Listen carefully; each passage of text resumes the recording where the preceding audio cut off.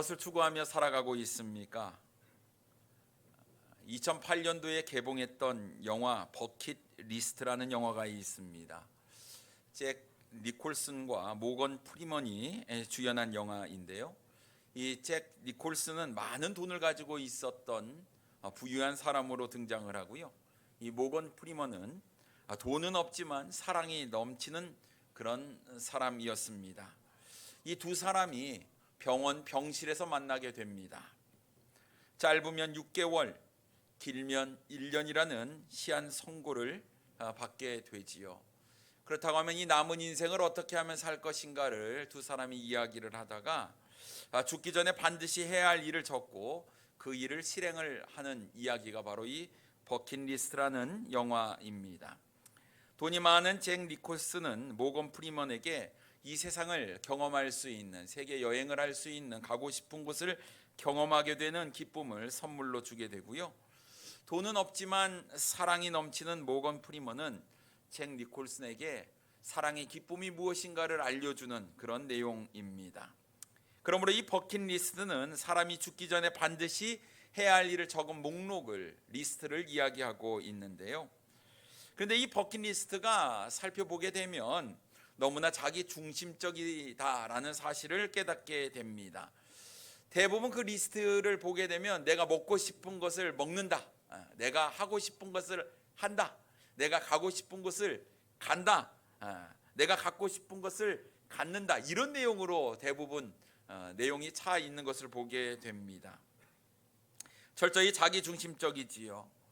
우리 거듭난 하나님의 자녀들, 그리스도인이라고 한다면 하나님을 위한 삶을 살아야 함에도 불구하고 이 버킷리스트는 자꾸 자기 중심적인 삶을 살라고 부추기는 것 같습니다. 사랑하는 성도님 여러분, 여러분의 인생의 버킷리스트는 과연 어떻습니까? 내가 죽기 전에, 주님께서 나를 부르시기 전에 내가 반드시 하고 싶은 일들이 무엇입니까?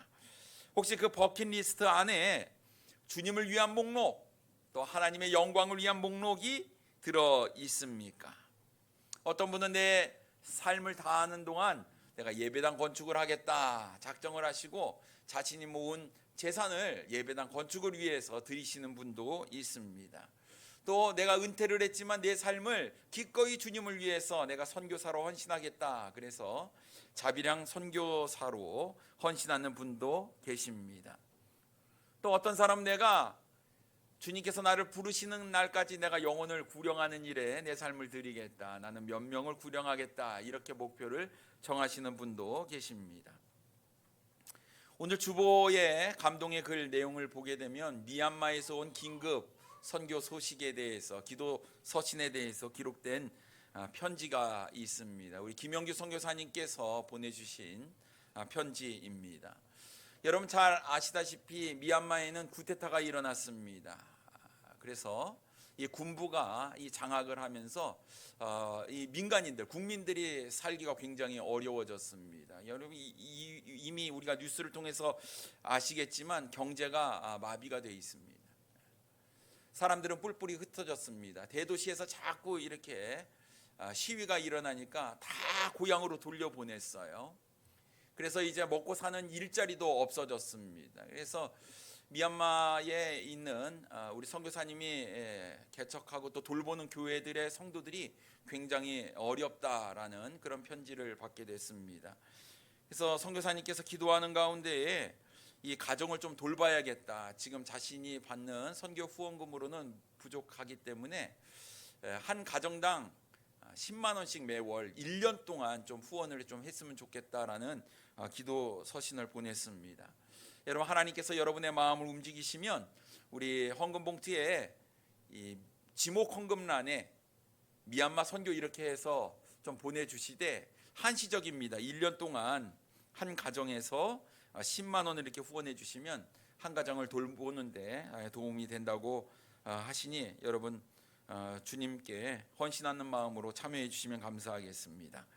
여러분, 이런 것들이 여러분의 인생의 버킷리스트 가운데에 들어있으면 좋겠다 하는 생각이 있어요. 그래서 여러분의 버킷리스트, 내가 죽기 전에 해야 될 일, 주님의 영광을 위해서 여러분의 삶을 헌신하고 희생하는 그 귀한 목록이 좀 들어있으면 참 좋겠다 생각이 듭니다. 그런데 영원한 것을 바라보며 사는 그리스도인들도 이 세상에 많은 미련을 두고 살아가는 것 같아요. 성경은 우리에게 분명히 말씀하시길 이 세상을 사랑하지 말라 이렇게 말씀하고 있습니다. 우리가 잘 아는 요한 1서 2장 15절과 16절 말씀에 보면 이 세상이나 세상에 있는 것들을 사랑하지 말라. 누구든지 세상을 사랑하면 아버지의 사랑이 그 안에 있지 아니하니 이는 세상에 있는 모든 것이 육신의 정욕과 안목의 정욕과 이생의 자랑이니 다 아버지께로부터 온 것이 아니요 세상으로부터 온 것이라 라고 말씀하고 있습니다. 주님께서 말씀하시길 우리가 이 세상에 몸담고 있지만 우리가 이 세상을 사랑하거나 세상에 있는 것들을 사랑하지 말라라고 말씀하고 있는 거예요. 그렇다고 한다면 우리의 인생의 버킷리스트가 좀 조정이 돼야 되지 않을까 싶습니다. 더 이상 이제 이 세상에 머물러 있는 우리의 인생의 목록이 아닌 주님의 영광, 하나님의 영광을 위한 목록으로 전환이 돼야 되지 않을까요? 근데 여러분, 우리가 인생의 가치를 깨닫고 진정한 주님께서 주시는 그런 영광스러운 것이 무엇인가를 깨닫게 된다면 우리는 주님의 모습을 보면서 주님을 닮아가는 데 힘쓰게 됩니다. 주님께서는 우리에게 자신의 생명까지 내어주시기까지 우리를 사랑해 주셨습니다. 온몸에 물과 피를 다 쏟으시며 죽기까지 사랑해 주셨어요. 여러분, 이 주님의 사랑을 받은 사도 바울은요, 내 삶도 주님과 같이 헌신적이고 희생적이고 순교자적인 삶을 살아야겠다라고 결심을 하게 되지요. 그러고 보니 자신이 지금까지 추구했던 자신의 어떤 학벌이나 배경이나 출신이나 이 모든 것들이 정말 가치가 없다는 것을 깨닫게 됩니다. 그래서 이 모든 것들을 배설물로 여긴다, 이렇게 자신은 고백을 하게 됩니다. 그리고 하나님께서 주신 자신의 생명을 이제는 주님을 위해서 조금도 아끼지 않겠다라고 고백을 하게 되지요. 사도 바울은 예수 그리스도를 만나고 진정한 가치를 깨닫게 되었던 것입니다. 자신이 평생토록 추구하였던 것이요, 영원한 것에 비해서 정말 가치가 없다라는 것을 깨닫게 된 것이었지요. 결국 사도 바울은 복음 전도를 위해서 자신의 생명을 기꺼이 내어 놓게 되고 로마에서 순교를 당함으로 이 땅에서의 자신의 삶을 마감합니다.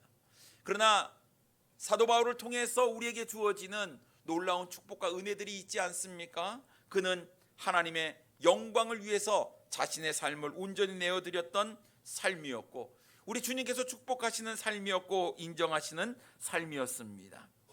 사랑하는 성도님 여러분, 우리도 예수님을 믿기 전에는 이 세상의 가치를 두고 살아왔던 사람 아닙니까?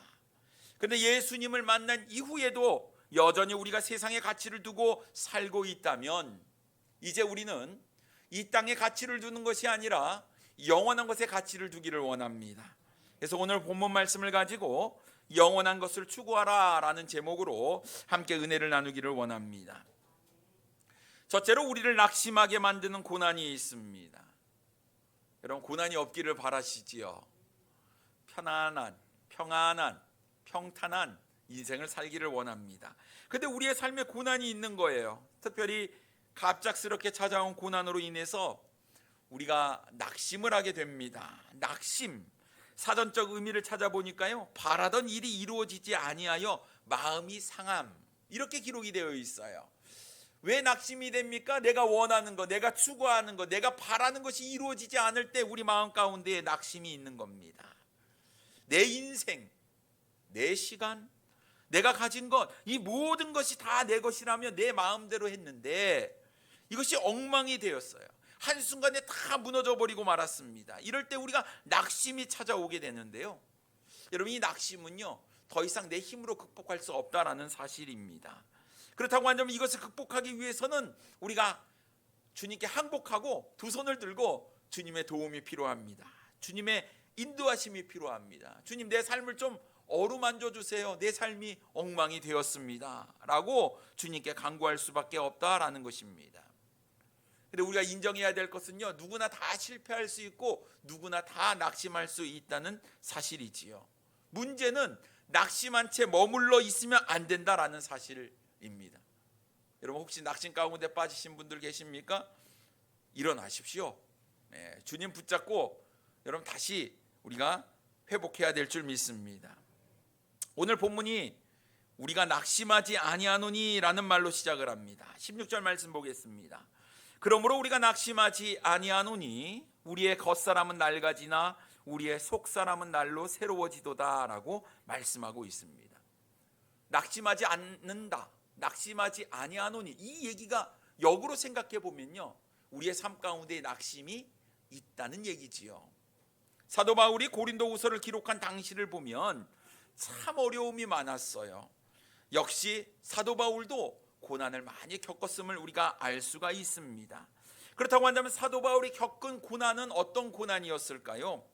고린도후서 1장 8절로부터 9절 말씀에 보면요, 형제들아 우리가 아시아에서 당한 환난을 너희가 모르기를 원하지 아니하노니 힘에 겹도록 심한 고난을 당하여 살 소망까지 끊어지고 우리는 우리 자신이 사형 선고를 받은 줄 알았으니 라고 말씀하고 있습니다. 힘에 겹도록 심한 고난을 받았대요. 고난이 너무 견디기가 어렵다, 힘들었다라고 말씀하고 있습니다. 얼마만큼 힘들었습니까? 그 고난으로 인해서 살 소망까지 끊어졌다라고 표현을 하고 있습니다. 심지어 자신이 사형 선고를 받은 줄로 알았다고까지 고백을 하고 있습니다. 그렇다고 한다면 사도 바울이 당한 고난은 우리가 당한 고난과는 비교할 수 없음을 우리가 깨닫게 되지요. 거의 죽음 직전까지 이르렀다는 이야기입니다. 고린도후서 11장에 보면 이 사도 바울이 자신이 당한 고난이 얼마나 극심했는지 자세하게 알려주고 있습니다. 우리가 지난 시간에도 제가 이거 읽었는데요, 다시 한번 읽어보겠습니다. 여러분 천천히 눈으로 따라와 주시면 감사하겠습니다. 고린도후서 11장 23절 이하에 있는 말씀에 보면요, 내가 수고를 넘치도록 하고 옥에 갇히기도 더 많이 하고 매도 수없이 맞고 여러 번 죽을 뻔하였으니 유대인들에게 40에서 하나 감한 매를 5번 맞았으며 3번 태장으로 맞고 1번 돌로 맞고 3번 파선하고 일주야를 깊은 바다에서 지냈으며 여러 번 여행하면서 강의 위험과 강도의 위험과 동족의 위험과 이방인의 위험과 시내의 위험과 광야의 위험과 바다의 위험과 거짓 형제 중의 위험을 당하고 또 수고하며 애쓰고 여러 번 자지 못하고 줄이며 목마르고 여러 번 굶고 춥고 헐벗었노라. 사도 바울이 당한 고난, 내가 겪고 있는 고난과 비교를 해보게 되면 참 내가 겪는 고난은 아무것도 아닌 것 같습니다. 차원이 다른 것 같습니다. 저는 이 말씀을 읽을 때마다 막 몸에 전율이 흐릅니다. 도대체 사도 바울은 한 번도 아니고 이렇게 많은 고난을 당했는데도 불구하고 또 다시 일어나 복음을 어떻게 전할 수 있었을까? 죽음의 고비가 여러 차례 찾아왔는데도 불구하고 그의 마음 가운데 두려움이 없었을까? 무섭지 않았을까? 참 죽음의 그런 고비 가운데 있었는데도 불구하고 어찌 다시 일어나서 다시 복음을 전하기 위해 자신의 삶을 드릴 수 있었을까? 사도 바울도 사람이지요. 왜 두려움이 없었겠습니까? 왜 낙심이 되지 않았겠습니까? 자신의 생명을 노리는 수많은 대적들로 인해서 여러 차례 고난을 당하면서 죽을 것 같은 고난, 고통을 그는 느끼게 되었던 것이었지요. 그는 그래서 이야기를 합니다. 자신이 복음을 전할수록 당하는 고난으로 인해서 자신의 겉사람은 낡아졌다. 점점 나이가 들면서 건강이 예전 같지 않는 겁니다. 육체의 가시는 점점 자신을 괴롭힙니다. 많은 고초로 인해서 몸은 점점 쇠하여져만 갔습니다. 몸의 기능, 면역 기능은 점점 저하되었고요. 그는 여러 가지 고초로 인해서 몸은 만신창이가 되어버리고 말았습니다.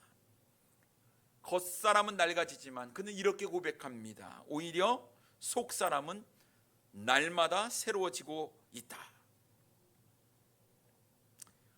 사랑하는 성도님 여러분, 우리의 겉사람은 조금씩 낡아지고 있습니다. 세월의 흐름 앞에 장사가 없다는 말처럼 우리는 시간이 흐르면서 점점 우리의 겉사람은 후패해져 갑니다.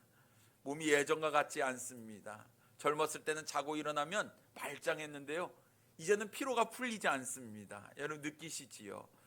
일어납니다. 앉아서 일어나실 때마다 에구 하시는 모습 보니까 참 힘드시구나. 겉사람은 점점 낡아져만 가고 있습니다. 사람들은 늙지 않기 위해서 많은 노력을 하지요. 얼굴에 이것저것 좋은 것 열심히 바르십니다. 몸에 좋다는 음식도 찾아서 먹지요. 운동도 열심히 합니다만 여러분 어떻습니까? 그래도 예전만 못하시지요. 조금 더 젊게 보이려고 피부 관리도 하고 노화 방지를 위해서 얼마나 열심히 노력합니까? 좀 주름 안 보이겠다고 뭐 땡기기도 하고 펴기도 하고 점도 빼고 뭐 마사지도 받아보지만 여러분 보기에 젊어질 뿐 우리의 세포는 조금씩 죽어가는 거예요. 아무리 노력을 해도 이 겉사람이 낡아지는 것은 우리가 멈출 수 없는 것 같습니다. 그럼에도 불구하고 사람들은 계속 노력을 하지요. 근데 여러분 한번 생각해 보십시다. 우리의 겉사람을 위해서 많은 노력을 하는데 우리의 속사람을 위해서 여러분은 얼마나 많은 노력과 투자를 하고 계십니까? 마치 우리의 생각 가운데 이 속사람은요 저절로 성장하는 것 같아요. 아무것도 하지 않아도 그냥 우리가 주일 예배만 참석하는 것만으로도 우리의 속사람은 건강해지고 새로워질 거다 이렇게 생각을 하는 것 같습니다만 여러분 속사람도요 투자를 해야지 건강해지는 거예요.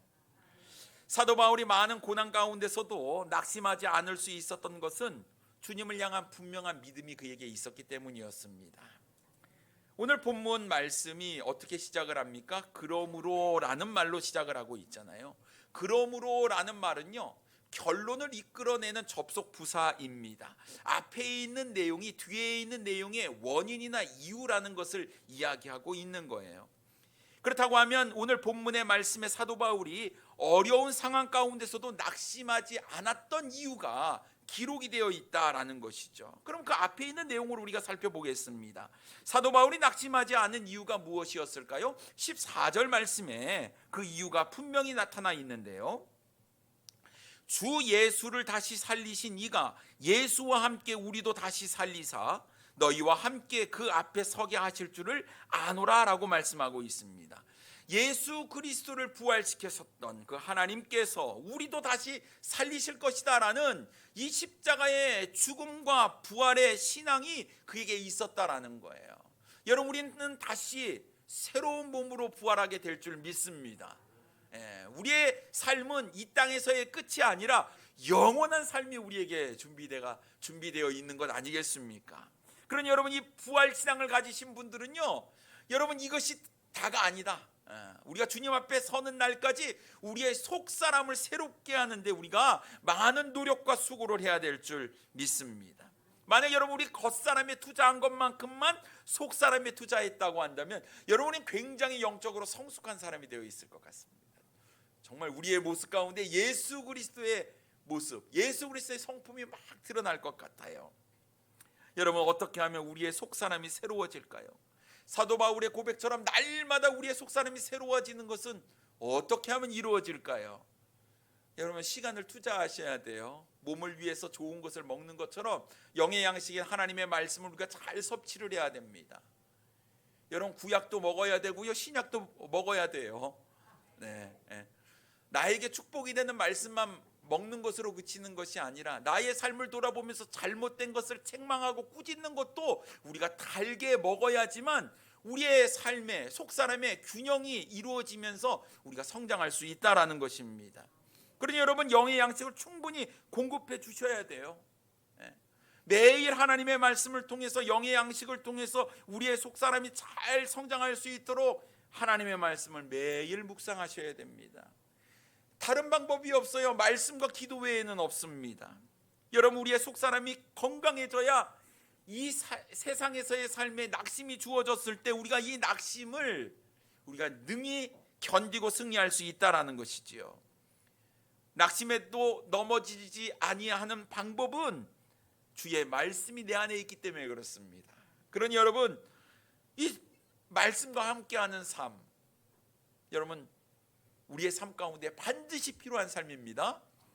영의 양식을 잘 섭취하시고 우리의 속사람을 강건케 하시는데 힘쓰시는 우리 사랑하는 성도님들 되기를 원합니다.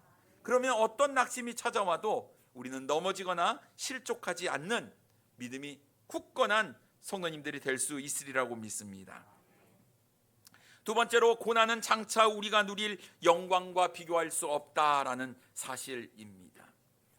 살 소망까지 끊어졌던 이 사도 바울, 어려운 고난 가운데 있었지만 그는 자신이 당한 고난을 어떻게 표현을 하고 있습니까? 본문 17절 말씀에 보면요, 우리가 잠시 받는 환난에 경한 것이 지극히 크고 영원한 영광에 중한 것을 우리에게 이루게 함이니라고 말씀하고 있습니다. 내가 당하는 고난이 경한 것, 가벼운 것, 견디기 쉬운 것이라고 표현을 하고 있습니다. 그리고 그것은 잠시 받는 것이다, 이렇게 이야기를 하고 있어요. 이에 반해 영광은 어떻습니까? 영광은 중한 것, 크고 무거운 것이라고 이야기를 하고 있습니다. 지극히 크고 영원한 것이라고 설명을 하고 있어요. 그런데 사도 바울이요, 고난 때문에 살 소망까지 끊어졌다라고 고백을 했던 것은 고난이 무척 힘든 것은 인정했다라는 것입니다. 하지만 영원한 것과 비교해 볼 때 이 고난은 이 땅에 있는 동안에 누릴 수 있는 잠깐의 것이요, 영원한 삶을 누리는 이 영혼을 바라볼 때에는 이것은 지극히 큰 것이다라는 것을 그는 깨달았다라는 것입니다. 우리는 우리의 인생에 고난이 없으면 좋다고 생각을 합니다만, 중요한 것은 이 고난은요, 우리의 삶에 필요 없는 것이 아니라 오늘 본문 말씀에 보니까 영광을 이루는데 반드시 필요한 과정이라는 것을 우리가 깨닫게 됩니다. 영원한 영광에 중한 것을 우리에게 이루게 함이니 라고 성경은 분명히 기록하고 있어요. 그러니 여러분, 인생에 있어서 이 고난은 우리에게 영광을 가져다 주는 귀한 과정이다라는 사실을 여러분 기억하시기 바랍니다. 그러니 여러분, 잠시 받는, 주님을 위해서 잠시 받는 이 고난을 여러분 피하지 마시기 바랍니다. 믿음으로 이 고난을 감내해야 돼요. 그러면 우리는 영적으로 성숙하게 될 것이고 우리는 주님께서 주시는 놀라운 영광을 누릴 수 있게 된다라는 것입니다. 여러분, 헬스장에 가서 운동하시는 분 보셨습니까? 막 근육맨 되는 것이죠. 근데 처음에 이 가벼운 이 바벨, 아령 이런 것들을 들다가 점점 근육이 생기면 무거운 거를 들게 돼요. 그 근육이 더 단단해지는 것이죠. 우리의 영혼도 마찬가지입니다. 우리의 속사람도 마찬가지예요. 점점 우리가 당하는 이 고난의 무게를 통해서 주님의 은혜도 깨닫고 주님의 계획도 깨닫고 주님의 섭리도 깨달으면서 우리의 믿음이 조금씩 단단해지면 우리의 속사람은 더욱더 강건하게 되리라고 믿습니다. 로마서 8장 17절 말씀에 보면, 자녀이면 또한 상속자 곧 하나님의 상속자요 그리스도와 함께한 상속자니 우리가 그와 함께 영광을 받기 위하여 고난도 함께 받아야 할 것이니라 라고 말씀하고 있습니다. 하나님의 자녀이기 때문에, 우리가 예수 그리스도의 제자이기 때문에, 구원받은 사람이기 때문에 우리의 삶 가운데에는 마땅히 고난이 주어질 것입니다. 그러나 이 고난, 그리스도와 함께 영광을 받기 위해서 고난도 우리가 받아야 하는 것입니다. 여러분, 고난이 찾아오면 낙심이 드는데요, 우리가 이 낙심을 극복할 수 있는 것은 말씀이라고 말씀을 드렸습니다. 주의 말씀을 이해하고 깨닫고 주님의 섭리를 깨닫고 우리가 더욱 하나님을 의지하게 되는데요, 그렇기 때문에 고난이 주는 유익이 있는 것입니다. 사람들이 이야기합니다. 자신의 어떤 배경, 출신, 자신의 능력 이런 것들을 이야기하지요. 그러면서 자신의 경험을 이야기합니다. 내가 이렇게 해서 성공했다, 내가 이렇게 해서 잘 됐다라고 이야기를 하는데, 사실요, 이러한 사람도 고난을 당하게 되면 자신이 경험했던 이 경험들이 다 무용지물이라는 것을 깨닫게 되지요. 내가 참 부족하고 연약한 사람이었다, 자신의 한계를 부딪힐 때에 그런 느낌이 들게 됩니다. 그럴 때 우리는 이 고난이 내 자신이 어떤 존재인가를 생각하게 만들게 되지요. 그래서 주님의 은혜가 필요하네, 주님밖에 없네. 그래서 고난을 당할 때 우리는 주님 앞에 나아가 무릎을 꿇을 수밖에 없는 것입니다. 배가 고픈 사람이요 음식의 소중함을 깨달아요. 아파본 사람이 건강의 소중함을 아는 것입니다. 고난을 겪어본 사람은 주님의 은혜가 얼마나 큰지를 깨닫게 되는 것이죠. 그래서 죽을 만큼 힘든 고난일지라도 이것이 하나님께서 나에게 주신 영광이구나라는 것을 깨닫고 잠깐 이 땅에서 누리는 고난, 내가 이것을 경한 것으로 여기고 하나님께서 나에게 주실 크고 지극히 크고 영원한 것, 이것을 내가 중한 것으로 받아들이고 영광을 위해서 살아가게 되는 것입니다. 그래서 로마서 8장 18절에 이런 말씀이 있습니다. 생각하건대 현재의 고난은 장차 우리에게 나타날 영광과 비교할 수 없도다. 이렇게 기록하고 있어요. 우리에게 나타날 영광과 비교할 수 없는 고난. 여러분, 고난보다는 영광을 더 생각할 수 있는 우리 성도님들 되기를 원합니다. 18절에 이렇게 말씀하고 있어요. 우리가 주목하는 것은 보이는 것이 아니요 보이지 않는 것이니 보이는 것은 잠깐이요 보이지 않는 것은 영원함이라. 여러분, 우리가 주목해야 될 것이 무엇일까요? 주목 무엇일까요? 보이는 것이 아니라 보이지 않는 것에 주목해야 됩니다. 보이는 것은 잠깐이에요. 이 세상에 있는 것이죠. 보이지 않는 것은 영원한 겁니다. 천국 소망, 우리 주님을 바라봐야 될 줄 믿습니다. 주목한다는 것은요, 다른 것 바라보지 않고 그것만 본다는 얘기예요. 제가 군대 훈련소에 들어갔더니 조교가 주목! 이렇게 얘기합니다. 그럼 어떻게 해야 됩니까? 훈련생들이 다 조교를 바라봐야 돼요. 주목! 하면 바라봐야 되는 겁니다. 그래서 주목하는데 딴 거 보고 있어요. 그럼 어떻게 되죠? 몇 번 훈련생 앞으로 나와 그걸 탁 얼차례를 시키는 거예요. 정신 차리라는 것이죠. 사도 바울은 이야기합니다. 우리가 주목해야 될 것, 다른 것 바라보지 아니하고 훈련생이 조교를 바라보는 것처럼 우리의 시선이 이제 고정돼야 됩니다. 보이는 것이 아니라 보이지 않는 것, 바로 주님께 우리의 시선을 고정시켜야 될 줄 믿습니다. 여러분, 세상 사람들이 무엇을 보고 삶의 원동력을 얻습니까? 물론 이 세상에 돈, 부, 명예, 권력, 건강, 능력, 재물 이런 것들을 보고 힘을 얻지요. 그리고 우쭐해집니다. 그러나 이것은 다 사라질 것입니다. 안개와 같은 것이지요. 영원한 삶의 원동력이 되지 못합니다. 이제 우리는 보이는 것이 아니라 보이지 않는 것에 주목해야 됩니다. 겉사람이 아니라 속사람에 집중해야 됩니다. 잠시 받는 고난보다 지극히 크고 영원한 영광스러운 것을 우리가 바라봐야 될 줄 믿습니다. 여러분, 영원한 것을 추구하게 될 때에 하나님께서 우리의 삶을 놀랍게 축복해 주시리라고 믿습니다. 사랑하는 성도님 여러분, 이 세상의 것보다 주님의 것, 저 아름다운 천국 소망을 가지고 살아가시는 우리 사랑하는 성도님들 되기를 원합니다. 기도하겠습니다.